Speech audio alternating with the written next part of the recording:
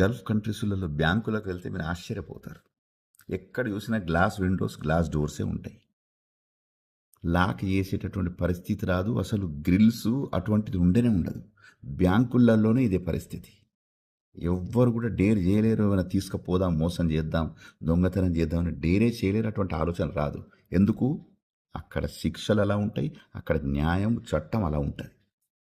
మెళ్ళోంచి chain snatching చేయటం, pick packeting చేయటం. బస్సులలో పోతుంటేనైతే పాపం ఎన్ని పిక్ ప్యాకెటింగ్లు. గల్ఫ్లో కుదురుతుందా? నేను ఈ మధ్యనే చూసా ఒక వీడియో కూడా.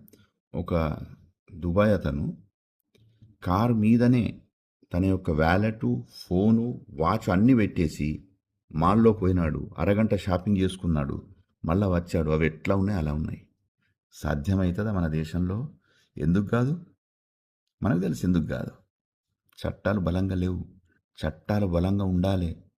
ఎవరన్నా తప్పు చేయడానికి, మోసం చేయడానికి, దొంగతనం చేయడానికి వాడు 10 సార్లు కాదు ఆలోచించాలి. అటువంటిది లేదు అని డిక్షనరీ నుంచి తొలగించాలి. ఏం చెప్తాం? కంచె చేను మేసే అనేటటువంటి పరిస్థితి మనది. అవునా కదా? యువత, ఈ వీడియో మీరు వినాలి.